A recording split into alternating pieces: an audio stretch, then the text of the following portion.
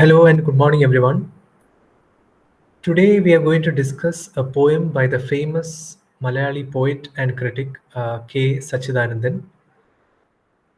His name is probably familiar to all of you because Satchidanandan is an active presence in the literary and cultural landscape of Kerala. Um, he's actually considered to be a pioneer of modern poetry in Malayalam, and uh, what is a unique point about him is that his poems have been equally popular in English as well as in Malayalam. Uh, Probably in your school syllabus, you may have studied poems such as Hiroshima or any of his Earth poems. These are all famous poems that he has written, and most of them are included in various syllabuses in textbooks, even at the school level. Um, he is one of these, rare poets who are equally well received in their native language as well as in English. So both in Malayalam and English, he writes extensively in both of these languages, and um, in this in this point, he is almost similar to Kamala Das, who is also famous for her works both in Malayalam and English. So, speaking more about Sachidanandan's career, he is the former editor of the Indian Literature Journal and also the former secretary of the Sahitya Academy.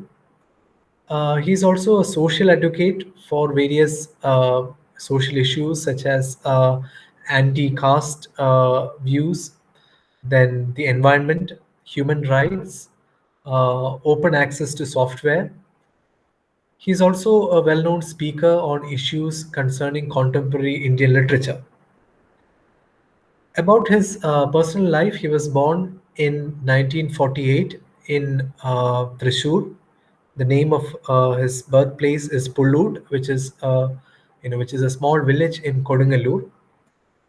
Um, for his college education, he started as a student of biology, and then he took his masters in English from Maharaja's College. After obtaining his PhD in poetics from the University of Calicut, he joined as a lecturer of English at KKTM Government College, Pullut. And then later on in 1970, he became a lecturer at Christ College in Yalakuda. In 1992, he retired from his post and he took up the editorship of the Journal of Indian Literature, which is the publication brought out by the Indian National Academy in Delhi. In 1996, he became nominated as the secretary of the Sahitya Academy, and he continued in this post till 2006. He has also worked as the director of the School of Translation Studies at IGNO, Indira Gandhi National Open University. And apart from this, he has edited a large number of journals, collected volumes of poetry. He's also an active critic and has brought out a lot of publications.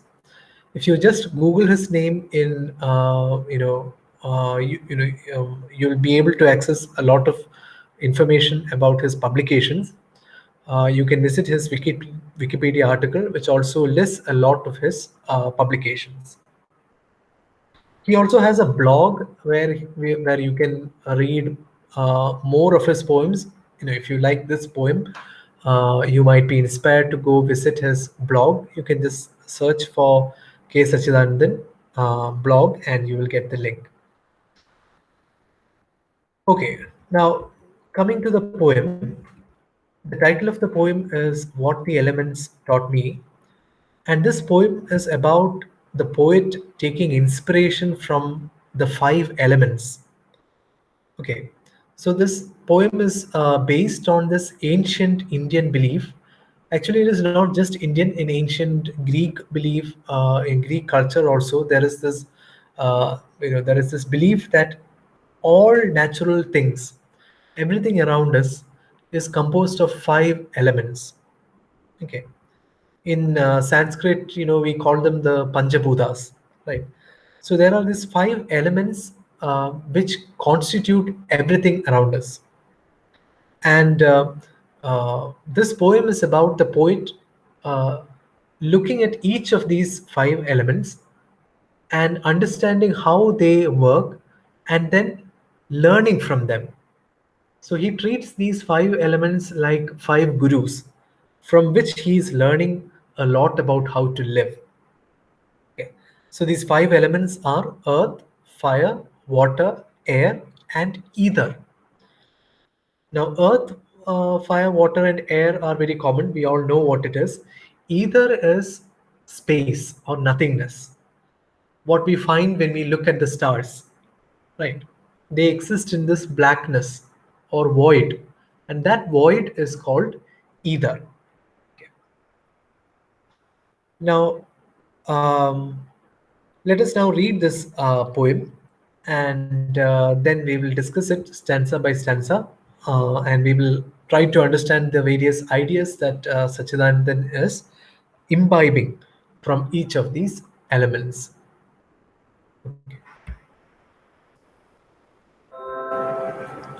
What the elements taught me. Earth taught me to live with all, to outlive all, to evolve from season to season, knowing stasis is death, to be ever on the move within and without. Fire taught me to be aflame with desire, to dance, dance, dance, turning everything into ash, to sanctify the world with grief, to light up with meditation the granite's heart, the ocean's womb.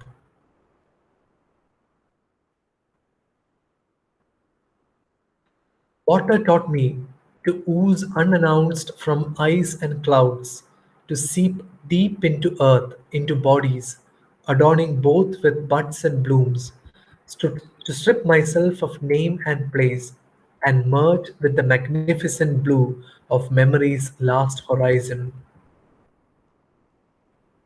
Air taught me to sing, bodiless, through clumps of bamboo, to prophesy through leaves, to lend wings to seeds, to be at once a caressing gentle breeze and a raging tempest.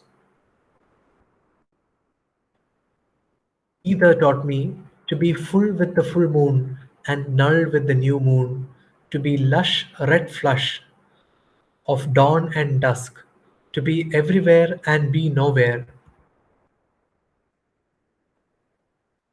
The elements taught me to be part of all, to be detached from all, to be forever changing forms, to be finally freed from form. So, this is the poem. It was written in 1995. So, as you can see, the poem is all about making making certain um, observations about nature, about these five different elements, and understanding their character. It is like Sachidanandan is looking at these elements as five teachers or five gurus from which he can learn how to live. So this is like getting some what do you call it? Uh, Very personal instruction from trusted masters on how to approach life. So each element provides certain instruction as to how to navigate oneself through various situations in life. So let us look at this stanza by stanza. Let us go to the first one. So the first stanza is about earth, the element earth. Let's read it once. Earth taught me to live with all, to outlive all, to evolve from season to season, knowing stasis is death, to be ever on the move within and without. So, this is what Sachidanandan learns from the earth, that is, to live with all. Earth is our planet, right? And it is on this planet that everything that we know uh, exists. So that includes both your friends and your enemies. It includes living and non living things. It includes animals, birds, stones, flowers, anything and everything, even microbes and bacteria. And the earth carries all of these things, both living and non living, and provides shelter to everyone. So this, in Sanskrit,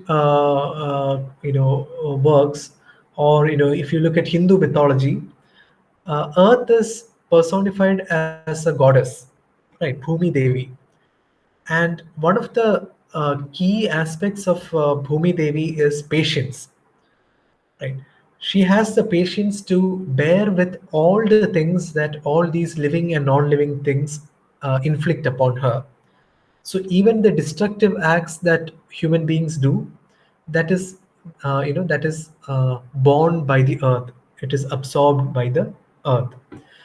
So this is what Satchidanandan first of all learns from the earth, to live with all, to coexist.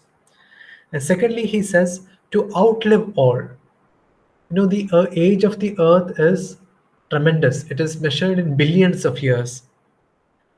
And even after every last living thing on earth has died, the earth itself as a planet will continue to live. So the age of the earth is infinitely larger than the age of individual lives. So earth is also something which endures forever. It is something which lasts far beyond, far beyond the lifespans of ordinary human beings. So it will outlive all of us. And then he says, to evolve from season to season, knowing stasis is death. The earth is not a static body. Static means without change, something which is unchanging, something which is staying the same with the passage of time. But the earth is not like that. If you observe the earth, it is always in motion, it is always changing in different ways. First of all, it is spinning around on its axis, causing day and night to repeat endlessly. It is also moving around the sun. But apart from these movements, if you look at the earth itself, it is something which changes dramatically from day to day. You can just imagine how much change is brought about in the earth just by a single rain. After a rain, the entire appearance of the earth will be completely changed. And at a deeper level, if you look at how the continents and various geological features are formed, these are all the result of the endless movement of the earth. Right? The ground that we think is very solid is actually not solid at all. For example, just yesterday we heard of a news about a very powerful earthquake which happened in Turkey, resulting in a lot of destruction and death. Nobody there would have expected such a thing to happen suddenly. So this, what we consider to be solid and stable is actually not at all like that. It can change all this appearance within a fraction of a second. So that is what Sachidanandan observes about the earth, that it is full of movement. It is from the earth that we understand that if you are without moving, without movement, then that is equivalent to being dead. Stasis is dead. What is stasis? Stasis is the condition of not undergoing any change. To be ever on the move, within and without. So on the surface as well as beneath the surface, the earth is always in motion. Everything is in motion. Next, Satchidanandan looks at fire. He says, fire taught me to be aflame with desire. We often associate, love or lust with fire because it is such a intense emotion, right? It is something which which uh, consumes us, just like fire consumes something which is flammable. If you set fire to a little bit of paper, once that paper starts burning, it will not stop until the entire paper is consumed. So it is probably because of this aspect of fire that poets like to associate love or lust with fire, because once you fall in love, it is something which entirely consumes you, right? You will devote everything to that relationship. It wouldn't matter whether you are not drinking or eating, or studying or sleeping. Your entire body and your soul will be devoted to that feeling. So from fire, Sachidanandan says, uh, he learned how to be aflame with desire, right? So fire is the element which teaches us how to behave in desire, in love. Then he says, to dance, dance, dance, turning everything into ash.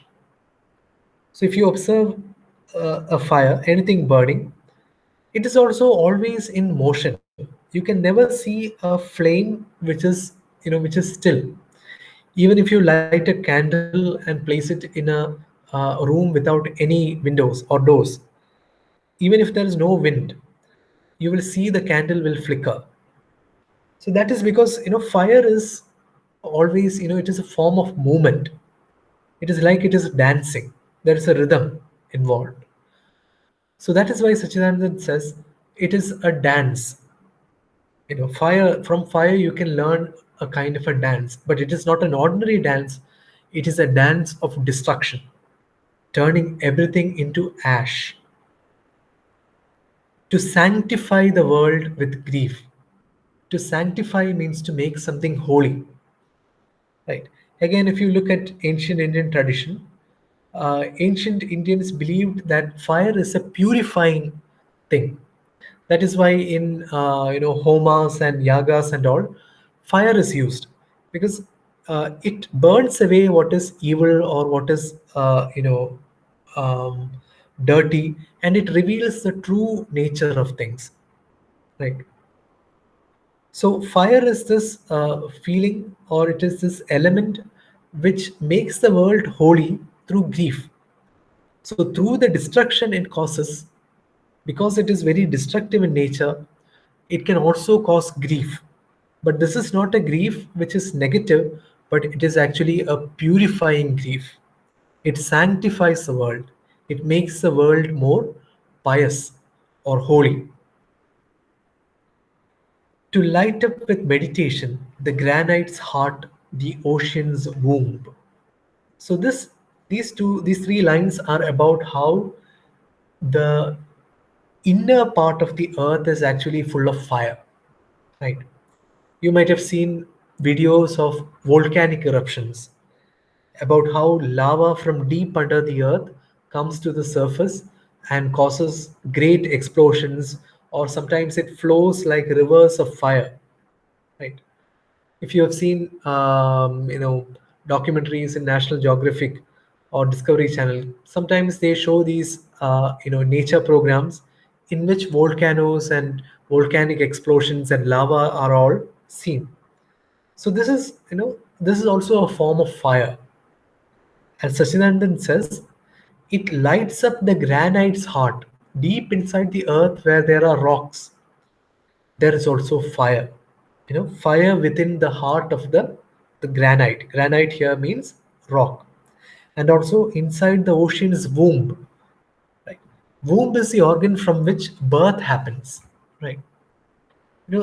Deep under the ocean there are volcanoes, and the lava which comes out from these volcanoes eventually become islands. That is how new land is formed on earth. So this lava under the ocean is actually like the womb of the earth. It is from that lava that new islands and new land masses are formed. Now let us look at what water has taught the poet. The poet says, Water taught me to ooze unannounced from ice and clouds. To ooze means to flow slowly, uh, to move slowly like a slow moving flow of water. So water comes unannounced from ice, right? When you feel sudden grief or sadness, you cannot hold back your tears. However much you try not to cry, sometimes tears will escape your eyes and they will flow down your face. Rain is also similar. Uh, Sudden rains may come and entirely upset the plans that we have made, right? It comes unannounced. It comes without any warning, right? So that is a property of water. It comes unannounced from ice and clouds. Then what happens? It seeps deep into the earth. The water doesn't stay where it falls, it goes down into the earth and also into bodies, adorning both with buds and blooms. Okay. So, just like water seeps into the earth, our bodies also absorb water. Right? Without water, we cannot live. It is an essential part of our body. So, it is from the water that we take in that we do everything. All the things that we do is powered by this liquid that we have to consume. The earth is also similar to that. It is the flow of water, or it is the presence of water in soil that makes it capable of sustaining life. Okay. So the earth by itself will not be capable of having life. It is only when water goes into the earth that it produces buds and blooms, that all this beauty of nature comes forth. So that is made possible by water. To strip myself of name and place and merge with the magnificent blue of memory's last horizon. So here, Satchidanandan is looking at how, you know, if you take, some water and if you mix it with some more water, right? If you just take one glass of water and then pour it into a bucket full of water, that glass full of water distributes itself throughout the bucket. You will never be able to bring back all the molecules that were in that glass from the bucket, right? So if you observe a river, that is also similar. Throughout the length of the river, it has a certain name, it has a certain identity, a character. But once that river joins the sea, it becomes part of a vast body of water, something much larger than just a river. So this merging of a river into the sea is just like a soul merging into the universality of life. We are just, we are individuals. But what happens to us after our death? We once again return to nature. We become a part of this whole wide network of things. So uh, what happens when we die? We lose all our memories. We cannot remember anything, right? So just like when a river joins the sea, it has to forget everything about its previous existence as a river. It has to forget all the lands it covered.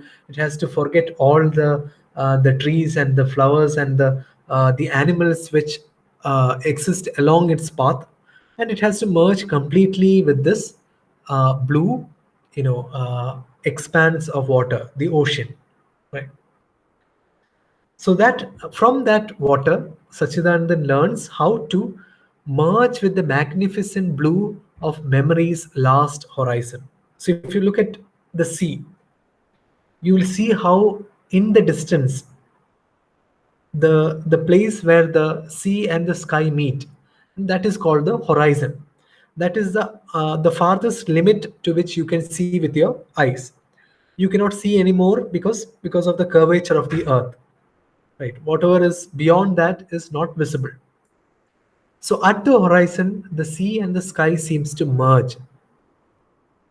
So that merging is just like a river merging into the sea. and it's also signifies the final death. And what happens to us after we die? We just merge into nature. Let us look at what air teaches the poet. Air taught me to sing bodiless through clumps of bamboo. Right. Sometimes, if you stay near a place where there are bamboo groves or bamboo forests, when the wind blows through these bamboo trees, because some of the bamboo stalks might be hollow, the wind might get inside and make a whistling sound. So it is as if, without a body, somebody is singing. Right? Air doesn't have any, any what do you say, any color, or we cannot touch and feel air. It is something which is without a body. Right? It doesn't have any.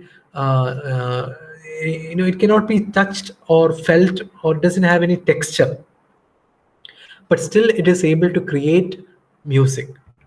Right? So to sing bodiless without having a body like air, it is still able to create sound, music.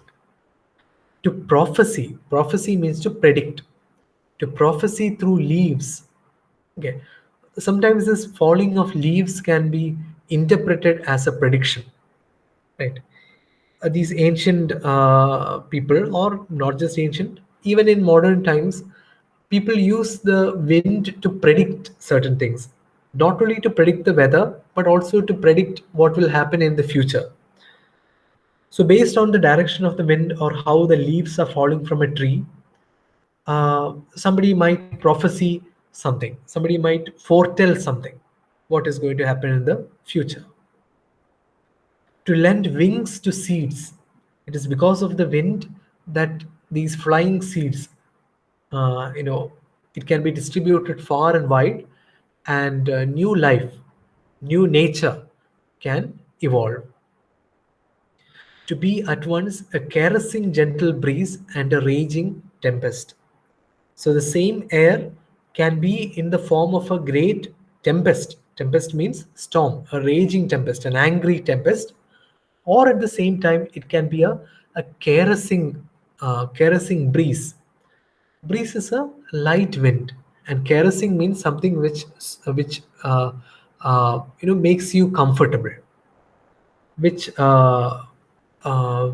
gently touches you and makes you comfortable. So the same air can behave in two extremely different ways. So the lesson that Satchidanand is learning from air is how to be all of these things at once, how to be both a raging tempest and also a calm, caressing breeze. What about ether, space, or emptiness? Ether taught me to be full with the full moon and null with the new moon. Okay. So if you look at the heaven at night, what do you see? You see the moon, you see the stars, or if you look at the sky into at sunrise or sunset, you see these colors of dawn or dusk, these bright orange red colors of sunset or sunrise. So Sachidananda is looking at all these things, and he is learning how to be full with the full moon and null with the new moon. Null means nothingness, void. If you look at the sky during a new moon night, right? A new moon means completely black, right? The moon is completely without shining. So the place where the moon ought to be is completely void. It is null, right? So it is as if this huge thing, that is the moon, has simply disappeared.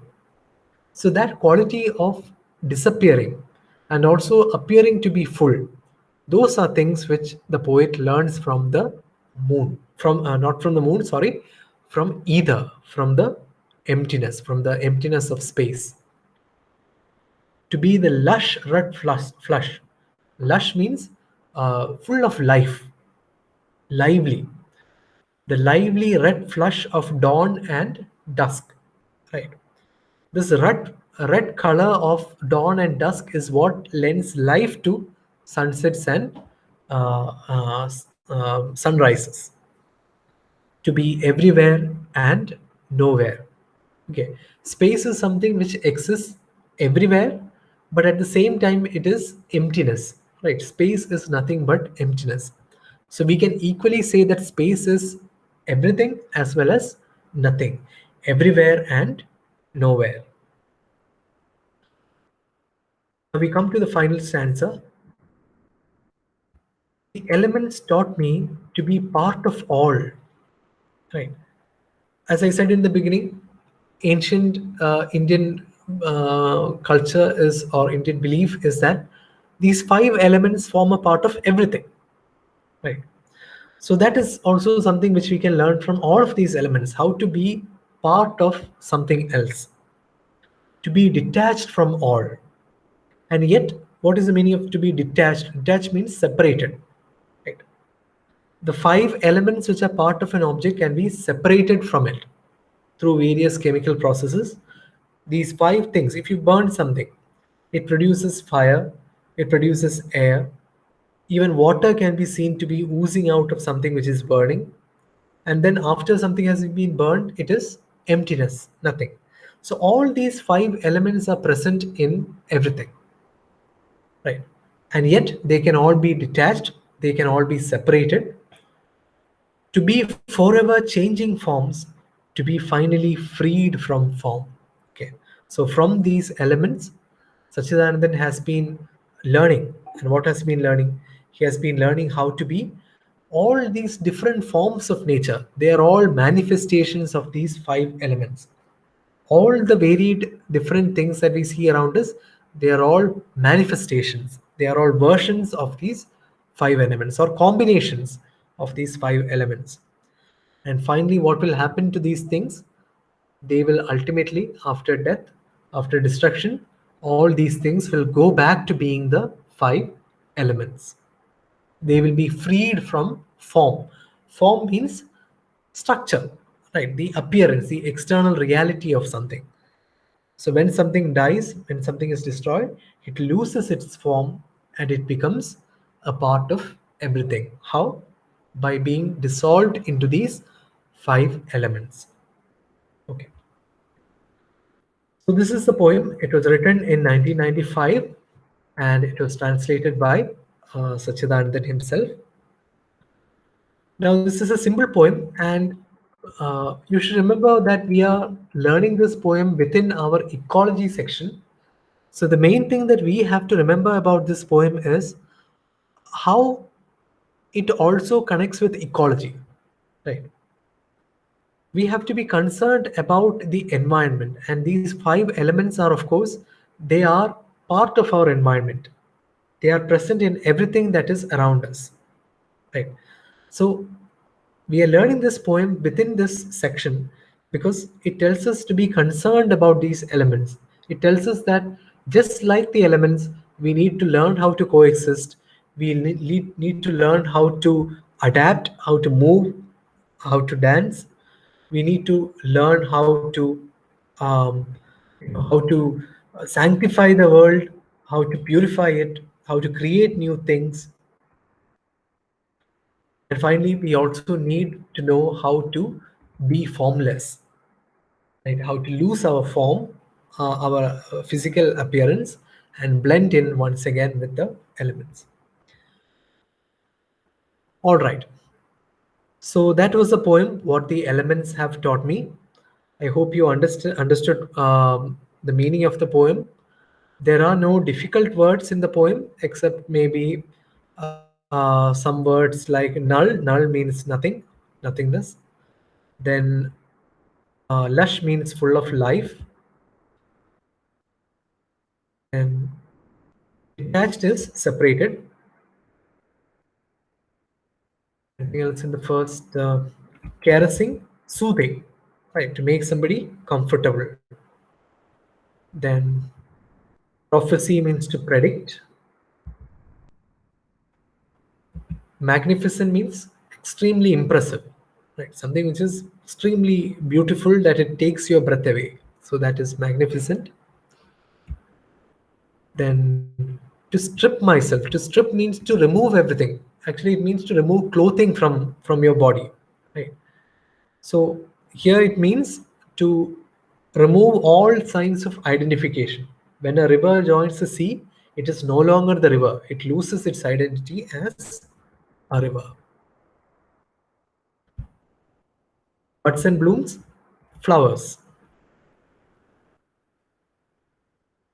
To ooze, to flow slowly, and sanctify, to make something holy. Stasis is the condition without change, unchanging nature.